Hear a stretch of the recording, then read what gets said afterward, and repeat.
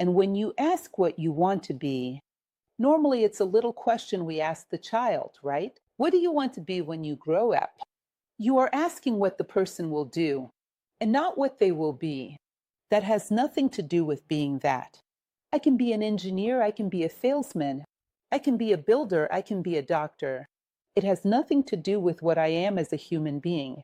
This is an occupation. If I go from one occupation to another, I will not stop being. That is, from the point of view of being, we do not aspire to anything. We don't even stop to think about it. Is there anything to aspire to? Or is that what was given? Will we be what we are until the end of life? Are we happy with what we are at this moment? Are we prepared to be the same thing until the last day of our lives? Or does this bring us some kind of concern? Would we like to move forward a little, go further? What kind of human being would you like to be? When all this is over, what do you ultimately aspire to be in your life? In the future, we can be what we want to be. A little of this idea of a self-made man, which is this well-known statue of man building himself. A very beautiful idea. But the important thing is to know how to transform this idea into an attitude. How do we build ourselves? We can do anything we want, but we have to know the limits of our fulfillment. The first thing I would ask when we do this placement of, we can be what we want to be, is do we want to be something? I think this is the first thing to be asked. At some point we have a pretension of being, talking about just being something, or we simply have a certain script to be realized in life. A very repetitive script, which says, we will have things from the places where we will go, from the places where we will live, but it says absolutely nothing about us. If you ask a person on the street, talking a little about statistics, what they ultimately intend to be in life, they will tell you in most cases where they intend to go, if they want to make an outdoor trip, where they intend to work, where they intend to live and want. What are the material objects they intend to acquire? And they will not tell you a word about being indeed what they intend to be, as if there was nothing to build in this field. And when you ask what you want to be, usually a small question we ask children, what do you want to be when you grow up? You are asking what the person will do and not what they will be. That has nothing to do with being that. I can be an engineer, a mechanic, a builder, a doctor. It has nothing to do with what I am as a human being. This is an occupation. If I go from one occupation to another, I will not stop being. In other words, from the point of view of being, we do not aspire to anything. We do not even stop to think about it. Is there anything to aspire to? Or is that what was given? Will we be what we are to end of our lives? Are we happy with what we are in this world? Are we ready to be the same thing until the last day of our lives? Or does this bring us some kind of concern? Would we like to move forward a little? What kind of human being would you like to be? When all this is over, who has ever thought about it? A little of what the Roman Emperor Marcus Aurelius, the Stoics, said. If I were to die tomorrow, who would I like to see in the mirror? What kind of human being would I like to have built? Or do I not want to build anything? I came here to do things, and not to do it myself. Have anyone ever stopped to think? Have anyone ever told you that? The fundamental thing you came to do here is yourself? That things don't need you so much? If the human being did not exist, nature might even be more satisfied than it is, and things would continue to happen. But wouldn't it have flying machines? Yes, it would have. There are planets flying everywhere. Comets are flying, everything is flying. But wouldn't they have such fast machines? There is the speed of light that nature created. It doesn't need us to do things. It needs us to do ourselves. And we still think we are the makers of things. If we are counted from the point of view of nature, in view of nature, we are those who act. The things we do for it, indeed, must be bringing much more harm than benefit, because the first thing we should do is the construction of ourselves. because everything else would be guaranteed, but you do things without having done it yourself. It's complicated. This week, we will have the release in theaters of a movie called Oppenheimer. You know, right? It's the story of the atomic bomb creator. It's a good time for us to stop, to think how mature we are for the type of technology we are creating, because we are facing another dilemma. Artificial intelligence is there, likely with risks. We know it offers risks of all kinds. In other words, the things we do, they can be of a positive or negative polarity, useful or useless, dangerous or beneficial, depending on the human being who does it. The first thing this human should have done is to himself the construction of a solid character, of a worldview based on values. The first thing he should have built is to himself, because then anything he did would be guaranteed. Without the psychological, moral, spiritual base, which is the construction of oneself, the things we do start to become doubtful and dangerous. And many times it has been in history. This episode of Oppenheimer is only one episode. There have been several in history where our ability to do things became a little debatable. So let's think a little about this question. Do we really want to be something? If you were to ask someone, what do you want to be? Some would say this first alternative. I don't know, I'm taken by the circumstances. If he recognizes that is, today everyone is critical. I will be critical. Everyone is enjoying such a thing. I'm enjoying such a thing. It's impressive because if you take the agenda of fashion, what you think now, what is in fashion, intellectually speaking? What are the elements that are more practiced by society today? You make a list of the preferences of 90% of people. 90% of people are being chosen, are being dressed, are being thought in many cases. Authenticity is very rare. It is little that group of human beings who are really sign below the creation of themselves. They think they do what they chose to be. So there is this first group, which hardly recognizes, right? But if recognized, must it tell us? I don't know. I'm taken by the circumstances. Everyone thinks today in one way, tomorrow thinks another. And it's amazing because if I take a person who thinks today in one way, and tomorrow she thinks of another, I'll think she was the one who changed, and not society. It doesn't recognize with mass pressure on your choices. It doesn't recognize that it is being thought. And that's the worst. If recognized, it could have a chance. If someone said, I am a massified person, it would have a chance. It has already seen. And as it saw, it has a chance to change. But in many cases, there is no such awareness, right? There is no such first case. Other people would answer you, I think I know what I want. I want to be. I have a personal goal. In personal projection or possessions, that is an ambition, normally a competitive thing, right? I want to become a known person. I want to become a person with a certain number of possessions. It's between us. This is not what you want to be. We already talked a little about this at the beginning. These are personal projects. This is not a sense of life. It's not what you want to be. You consider the meaning of life. What you want to be is something that justifies your whole life, and not just a whim. That at a certain moment runs out. I want to be a person who performs such a profession. Say I am. I'm performing such a profession. If tomorrow I decide to do something else, do I stop being? No, I'm still the same. This is simply an office. This is a personal project. That is, it's funny when we ask people what they want to be. They will tell you a lot of things that are very superficial and passing. I want to be a person who owns an apartment like this, Okay, have your apartment. There's nothing wrong. But the next day after the apartment, you will live on what? If the meaning of life was just that, it's over, right? It often happens to people who have these very well-resolved financial issues, people who have a certain level of possessions. Maybe you've already heard about it.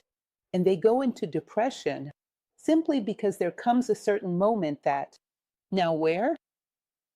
What is missing is the desire, because life was placed with a simple accumulation of desires. And when I fulfilled my desires, will I live on what now? What will be the next day for the one who already has the car, owns the apartment, already made the trip, already worked on what they wanted? Life can't be just that. Life is something much bigger than that. And then comes this third group of people that really, if you ask them what they want to be, they will tell you, I know what I want to be. I have an idealistic purpose in life. I want to become a better human being. This purpose is explicit in everything I do. I know how to work for others. I know how to work for everything. I want to be a true human being. I want to achieve what we can consider the maximum of the human condition. I want to complete myself as a human being. This is a person who has a meaning of life for life. It will never happen that he gets up in the morning and doesn't have anything to live for. Once I saw a person describing a depression episode, that touched me a lot because I found it a very painful experience. She said she was in the middle of a depression crisis. She opened her eyes in the morning and looked at the ceiling of the room and tried to list one or two good reasons to get up from bed and start all over again. And she couldn't find it. One or two good reasons, perhaps, to keep living. And she couldn't find it. It's something that everyone knows. But in practice, it's a little difficult for us to put it objectively in life. Is that a person without motivation is subject to all psychological dramas, indeed in the world. And to get a person out of a psychological drama, you need to have something above. That pulls her, that gives her the condition to have the guts to get out of it, to have something bigger to dedicate your life to. That is an idealism that gives this person a motivation for life. I want to be a true human being, and the true human being makes a difference in the world. Last but not least, I want to change the world, as small as it is, because I existed. And this is called an idealist. An idealist is a citizen who can even give up. He can even live through a crisis, but he will get out of it. You know why?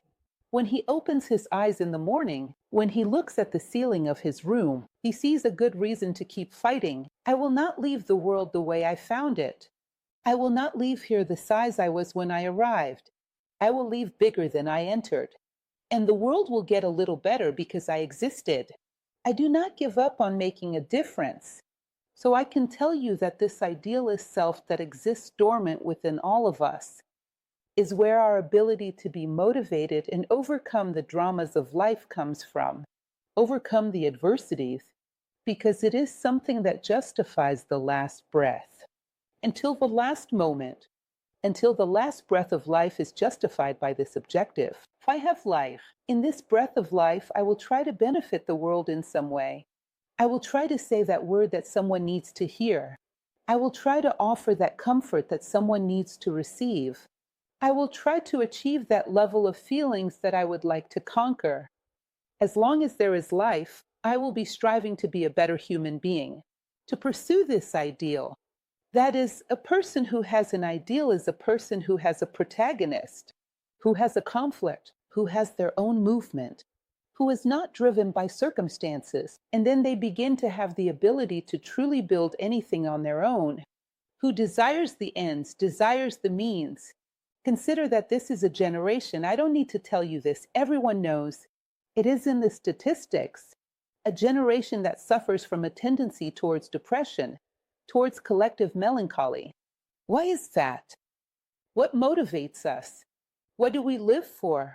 What are we looking for? So the first thing we would have to ask ourselves about this topic is, what do I want to be?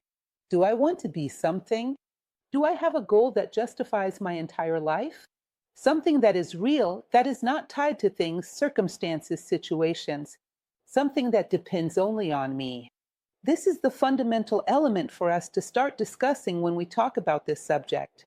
I think that if all human beings, I always give an example, let me share this example with you. It clarifies what I'm trying to convey. I have here a vase of flowers on top of a table that has 3 legs, and then I decide to conduct an experiment. I'm going to cut the legs of this table. I cut the first leg. It is very likely that the table will already wobble and the vase will fall to the floor. Let's say I cut this first leg and it can still, supported there on the wall, can still stand up. Very insecure, but still. And then I go and cut the next leg. There's just no way.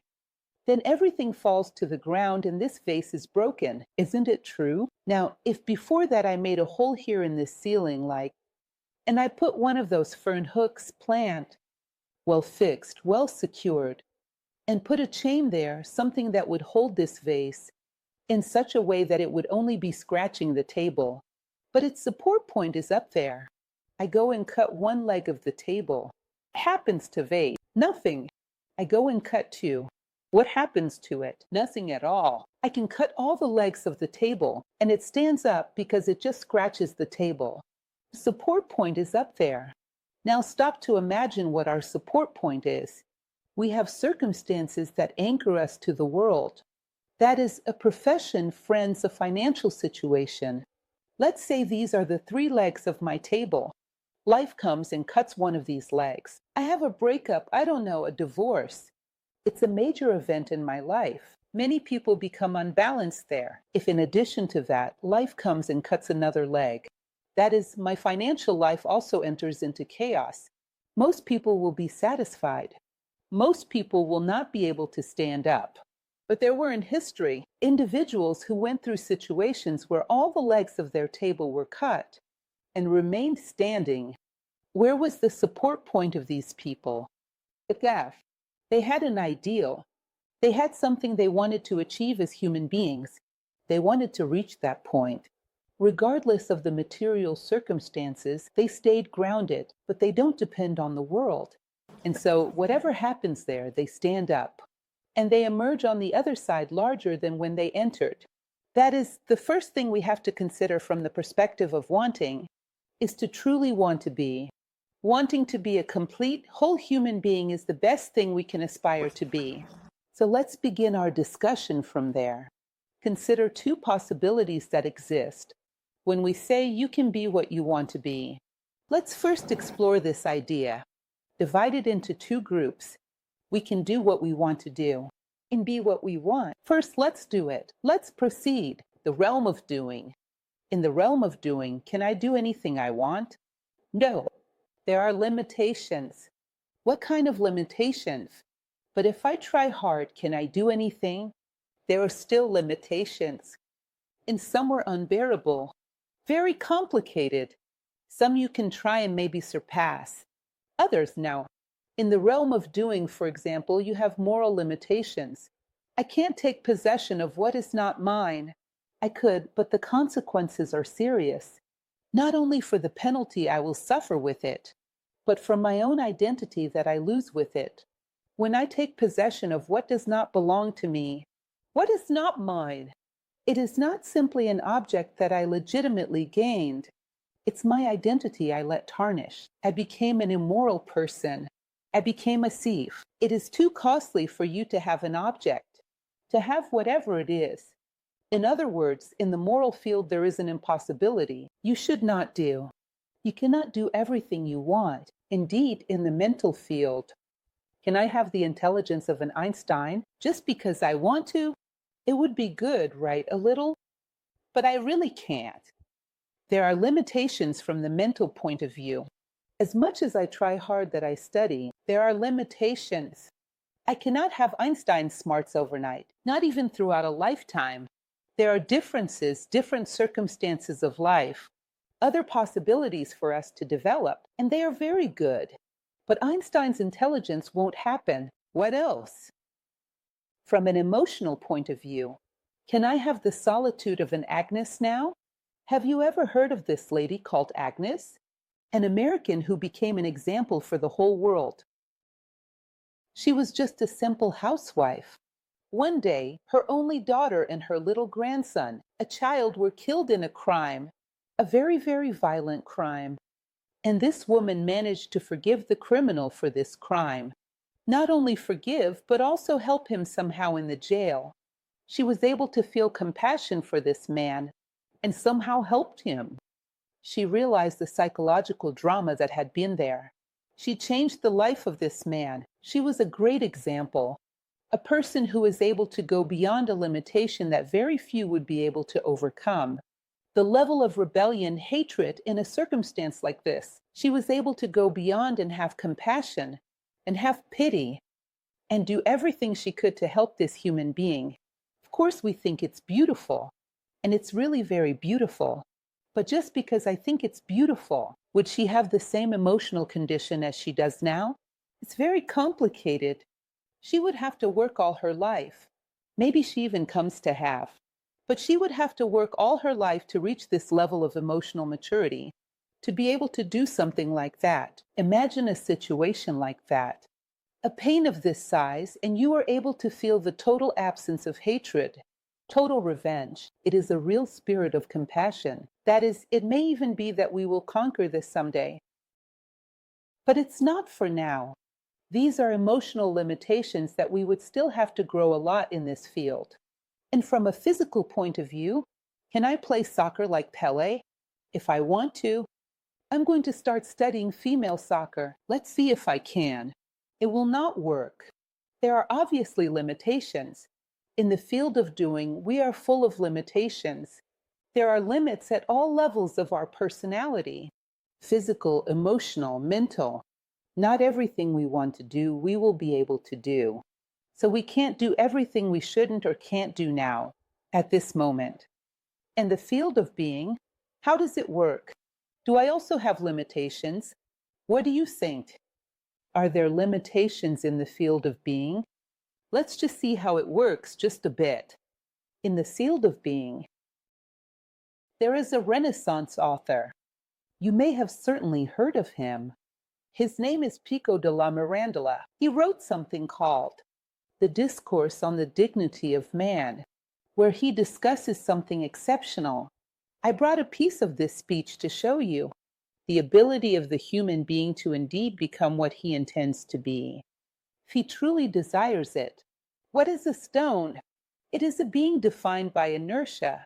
It does not move, inertia and resistance. It is standing still in place. If I want to be like a stone, can I? Can I not be an absolutely inert person? Stay inside my house? Absolutely resistant to any activity? Total and absolute laziness? Can't I do that? So much so that there are many people who do. There are many people who have total inactivity as happiness, perfect happiness, the dolce far niente, the sweet not doing anything. That is, I can, a plant. A plant lives on the function of capturing energy. It is the basis of the food chain. It takes the food itself from nature. Everyone feeds through it. Therefore, it is a being that has a focus. Seek energy. It lives on this. Seek energy. Take energy from Earth, Sun, and make your own food. If I want to live on the function of seeking energy, which in the human field would be, for example, time, money, that is, I would become a great ambitious person. Can't I do that too? A little? So much so there are many people who do, live on the function of making money, and never think you have enough. You are eternally wanting to accumulate more and more and more and more energy. One day I saw a situation like this. How bizarre humans, what we think exists, of a millionaire citizen who decided to invest in a health system that he could regress in his age. Have you seen this story? That is, he wanted time energy. He wanted to go back in time. He wanted to be like an 18-year-old boy. It seems that now he gave up, fortunately. The method has changed. Changed the method. He didn't give up yet. He did not give up yet. That is, craziness of this type is a person who lives on the function of energy, or accumulate money, or go back in time. So much that there are people who do, who live in practice with the same objective as a plant. An animal, basically animals in general, what is their motivation? Survive and perpetuate the species. Two instincts, survival and perpetuation of the species. Can a human being live on these things too? So much so that there are people who do. They live in their heads. You will see that most of the goals of life dreams are to survive with the greatest possible comfort and procreate with the greatest possible pleasure. And to be finite, it is the goal of most of humanity. It is an animal goal. It is not human. And we cared. What if the human goal? If we go back to these classics that talked about the human condition, they said that the human being's goal is to be a complete human being with values, virtues, and wisdom. If we want to build ourselves as a being with values, virtues, and wisdom, it is possible. We try. We have this possibility. And Pico de la Mirandola went further. He said that if you want to see the purity of angels, you can. At a level of purity such that it does not desire anything selfish, that your life is purely pure, that you work purely for the good of the whole, for the good of others. If you want to achieve a lot, you can. If you want to reach such a point of elevation of consciousness, according to several traditions, that you get to merge with the divine, they say that even this the human being can achieve. That is, in the field of being, the human being is one of the most admirable beings in nature. He can do everything, as long as he has a directed will and a discipline to work in this direction. He can do everything. And he say, this field is tremendously wide, and it is exactly the field where in general we do not work. We leave it aside. We stay in the field of doing, in the field of having, in the field of going and coming back. Then we have great possibilities. If you told me he's a sensational man who reached a level out of the ordinary, I will find in history one for you. A man who reached the level of correction, integrity, honesty. Very good. I will find in history one for you. A man who lived like a stone, did not move. I will find. We find all these examples, although some are more common than others. The truth is that we find all these examples. There have been men and there are men who live according to some of these goals. That is, if someone lives, it is because he gives. Freedom of choice, a very big choice in the field of being. What would be the ideal choice for us at this moment? Choose to be human, really, indeed. Even to aspire to something after that. The first thing you have to choose is to be human. Imagine you ask a child, perhaps, what do you want to be when you grow up? And she will be taught to answer, I want to be a real human being. That would be the right answer. We should be educated. We have to educate our children to want to be human. The rest is secondary, because being human, what they do will be well done. It will be what is appropriate for a human being. What they do will be ethical, will be fair, will be good. Because everything else is given by accretion, when you need to seek your kingdom first. That is your place in nature. Everything else is given by accretion. Imagine fun this be. Imagine interesting a society would be. Do you fully understand this idea? We have a series of concepts, people. A series of concepts, convictions, of maxims within society that are the counter to this premise. I want to be a real human being. Sometimes I really like to look at certain popular maxims. Popular quote. Have you ever seen, e.g., a sentence that says, crime does not pay? What do you think of this sentence? If it indeed compensates, we would do it. It's not a matter of ethics, because I'm a good human being. I don't do it because it doesn't pay. But if someone proves to me that it pays, that it gives profit, I do it. Why not? That other sentence that says, if you do good, you will receive twice as much. What do you think of this sentence? It's the best investment in the capital market. 100% return. So I do well because there is a return out of the ordinary. There is no investment that I guarantee has given such a thing. 100% return is an excellent business. So I do well because of that. Do you realize that we have a lot of foolish maxims within society that we take seriously, that we don't know we are here to love the good for what we are? It's not for nothing. It's not for any compensation. It's not for anything else. I remember a very special situation in my life. I was 18 years old. I had just started driving just now. And like everyone who starts driving, it's a disaster to drive. A very horrible thing. And I lived with that dreadful fear of crashing the car, of causing an accident. I recall a day I went to my father and said, "Dad, if I crash the car, will you help me? Dad, will you stand by my side?" I remember that perfectly. He was taking care of his bird cage. He turned to me and said, "I don't. I stand on the side of whoever is right." This was something that at the time left me terribly conflicted. How come I crashed the car and my father isn't supportive? What kind of dad? What a horrible thing. Today I am so proud of his answer. "If I crash the car, you'll stand by my side, right?" "No way. I stand on the side of whoever is right." See what an interesting thing. What a beautiful thing. I am for justice. It's the best thing I can do for you. To give you an example, isn't that it? See how many foolish concepts we have because we don't see that simply the best thing we can do. It's being human. Humanity is ethical. It's good. It's fair. It's fraternal. These maxims, these mistakes we have in society, they are because we don't have a clear goal. And we don't know that we came here to build goodness for ourselves and not for a reward that comes later. Justice for ourselves and not for anything that comes later. Our way of seeing the world would be different if we knew that we came here to build ourselves. And then we have all this flexibility. We can be anything we want to be. And the best choice is to be a better human being. "By your works I will know you." The biblical phrase, act just as if we were already. Imagine a person who has existed historically or who has existed in your life. It's good to imagine. Try to imagine a person who is very integral, very good indeed.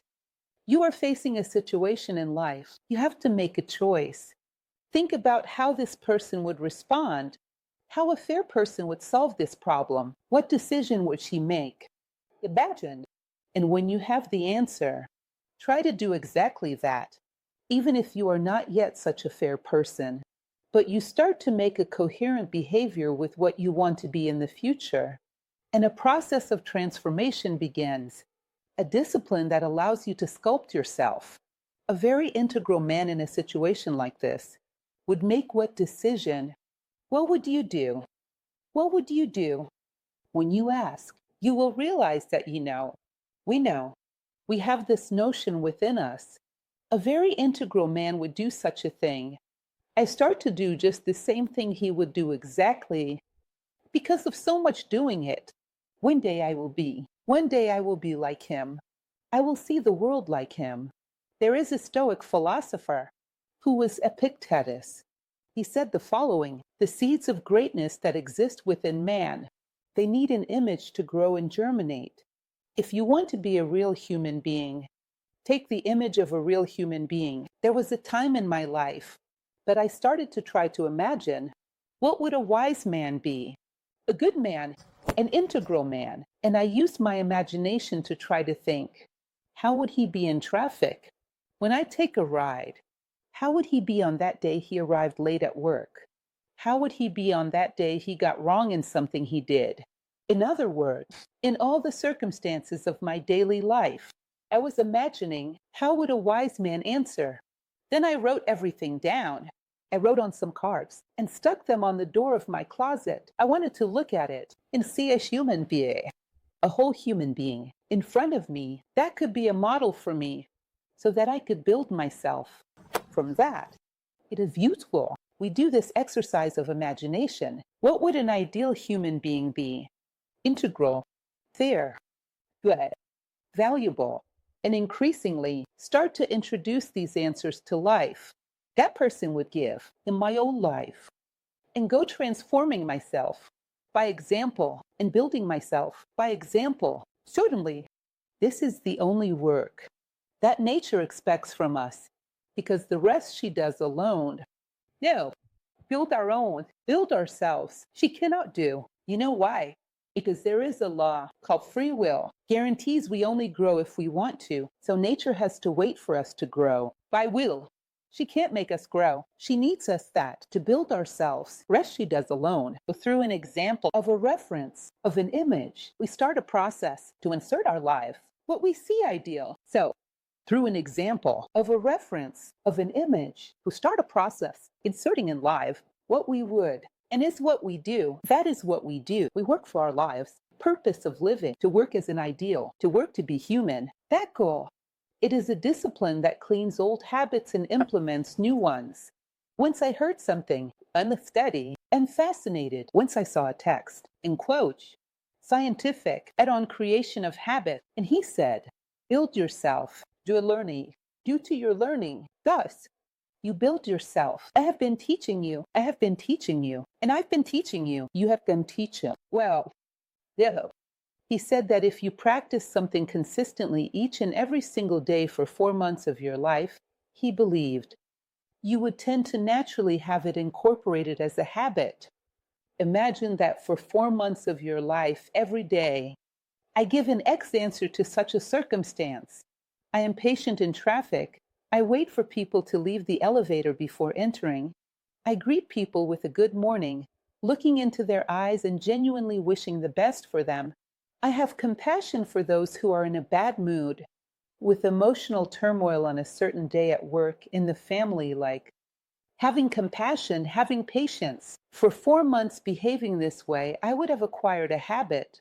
Is that really true? Because if it is, it's fantastic. Because it's 4 months. Yes. Additionally, I practiced a discipline that I found interesting, a course that I developed based on that, where I included historical phrases for you to read every day, phrases from the School of Historical Philosophy, discussing morality about human behaviors, to read every day for 4 months, so that we could envision the possibility of incorporating those teachings into our lives. That is, perhaps there are some practices, some disciplines that are not so complicated.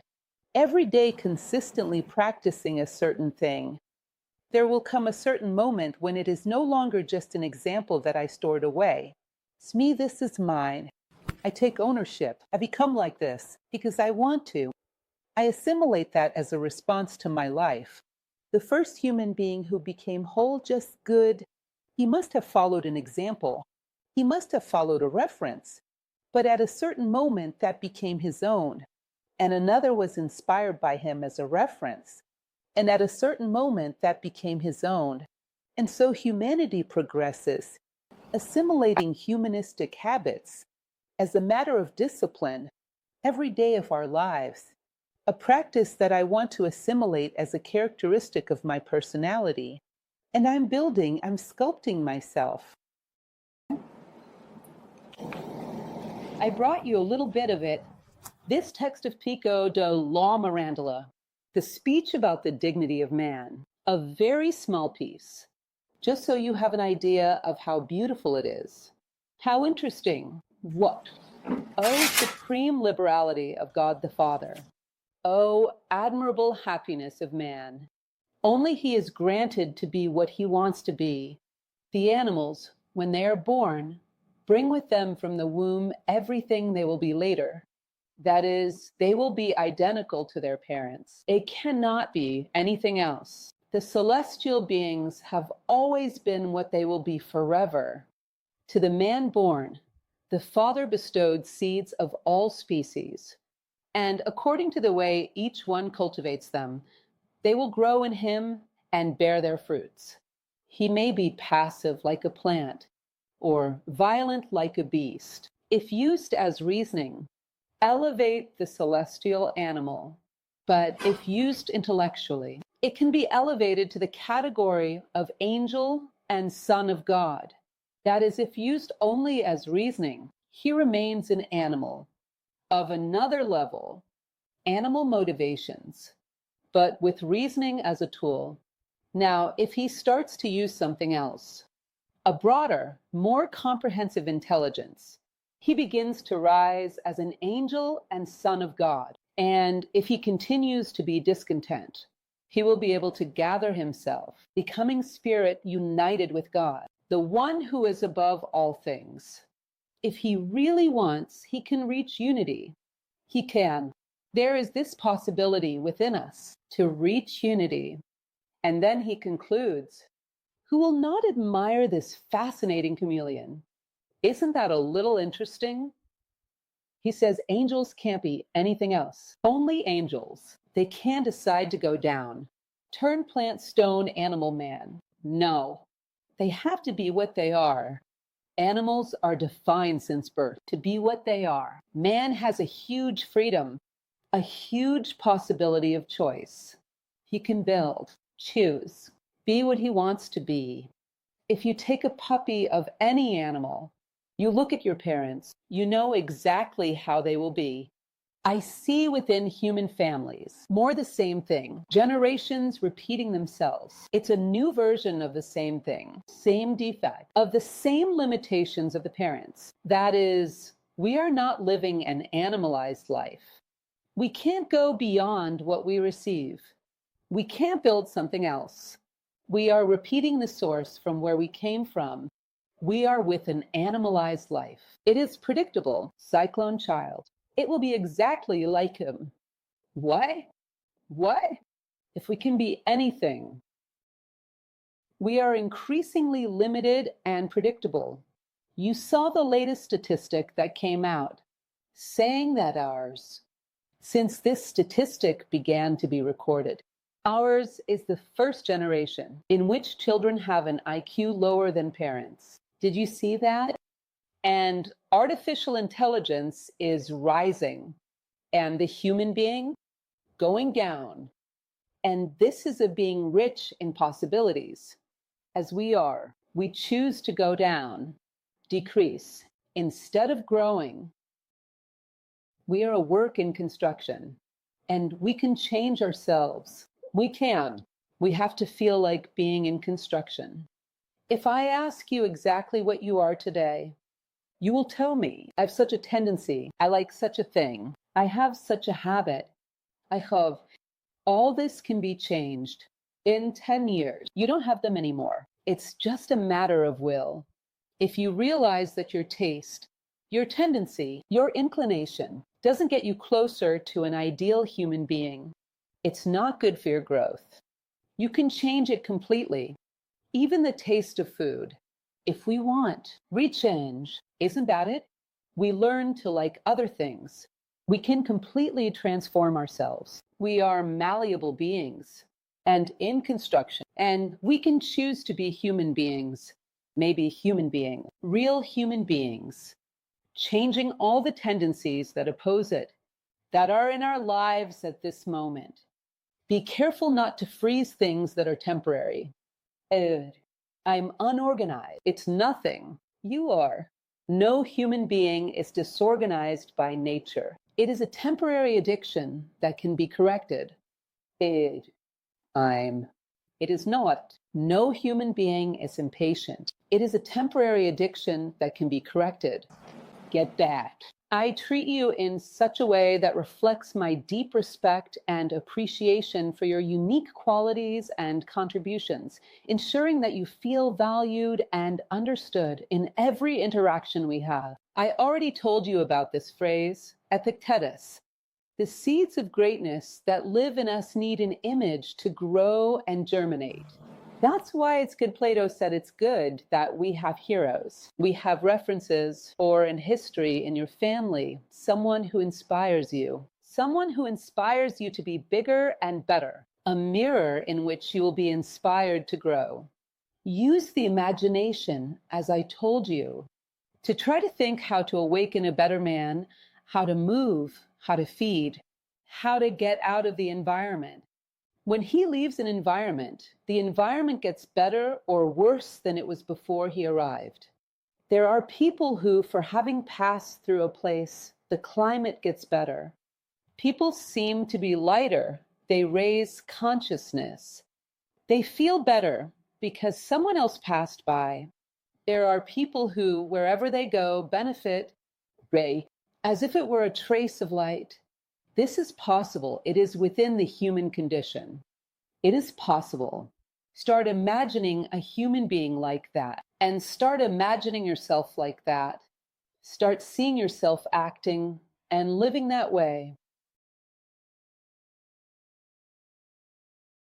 This verse by Christina Rossetti I find very interesting. I find it beautiful. We'll read it and explain why it is in this context. The path, the serpent, the mountain, the whole time. Yes, all the time.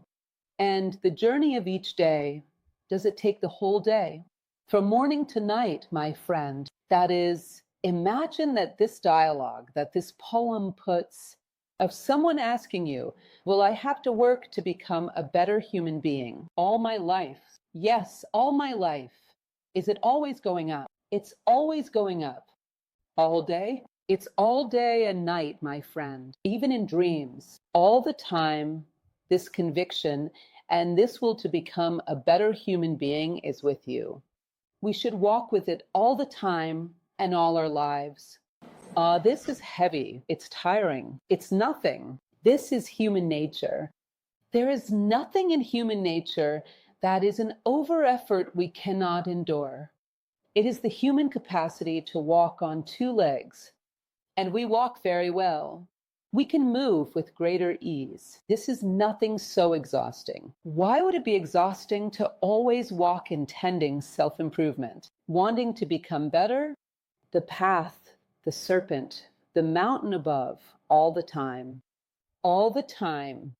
From morning to night, my friend. This should be our life. Always. Impulse to make us better humans. To be, in fact, human, which is what we came to do here.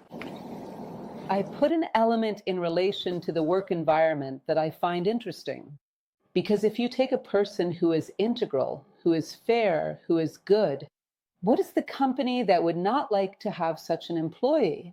It is logical that everyone would dream of having such an employee. But many times we do not know that to receive such a person, whether in our company, whether in our family, we have to offer conditions for such a person to feel at home, to feel good. Within a sphere of employment, imagine a person whose goal is to become a better and better human being. What kind of professional environment would make this person feel fulfilled? What would I have to do within a company for such a person to run to me and stay? So imagine, these people do not self-motivate. Not for reward or punishment, but the social company role. Its importance is for the whole. It is no use to reach a human being who wants to become better and better as a human being and say, come here, if you work well, you will earn a reward. For him, this is not exactly the most stimulating thing in the world. But if you say, come here, we are changing the world, he will be interested. Come here, we are adding something very good to people. We're doing a job. We are doing a job that greatly enhances their lives. He will be interested. This is a call for a human being of this type. And if you want to have human beings of this type, know how to call them. They are called that way. They are attracted by this kind of offer. These are the idealists. The men who want and do not give up on changing the world for a better place. These men demand human authority and humanistic finality. A person who works in a team, human authority, I always explain this. There are three authorities.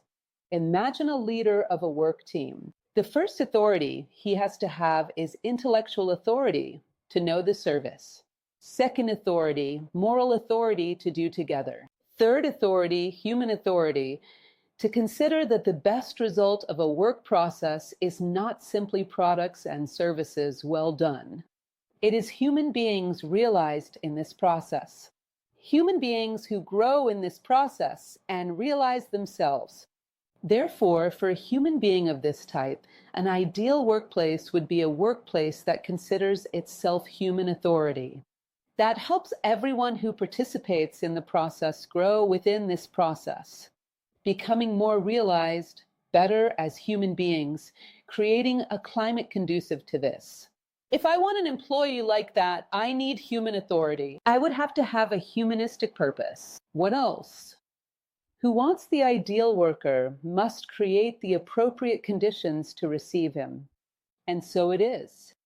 Within our life, within our family, sometimes the people who come, the people who join our family, it's a son-in-law, it's a daughter-in-law, whoever it is. What is the environment that I generate? What kind of human being will come according to what I generate? I created my children to be better human beings.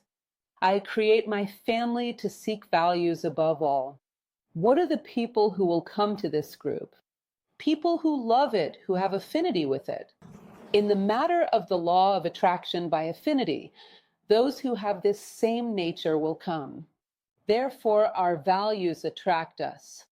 The jobs we have, the people who come to us, according to what we elect, as noble, as fair and good. We can't say this is a casualty. This is a law of attraction that works. If I have a company and I want employees of this type, I have to be of this type. And it is this type of law that should rule within this place, within this enterprise. Well, and basically that's what I wanted to bring to you as a reflection. What can we be? We can be anything. No. To do, there are limitations. To be anything we cannot be. But what should we want to be? Humans. That's what is expected of us in the nature scheme. And how do we do that? By transforming our attitudes, by taking a true human being as a reference, by transforming the attitudes of this human being, which is our reference as ours, day by day. The road is a serpent, the mountain is above, all the time wanting to be with a slightly higher consciousness, all the time wanting to grow as human beings. Set a goal for yourself. At night, when you sleep, when you go to sleep, before you close eyes, reflect. What did I learn today, really? Because if I want to become a better human being, every day I must have some learning. Isn't that right? At least. What did I learn today? What did today teach me? What did I learn to make me a better human being? Review your day until you find some lesson in it. It requires you to use your time to build yourself. Every day a learning, every day a teaching. I doubt that the entire day has nothing to offer you. You were inattentive. Review your day until you find something that can teach you, something that allows you to be a better human being. When? From morning to night, my friend, every day. And this is a person who is building themselves as a human being. If you want to be human, this is the best option we can have. This is how it is built.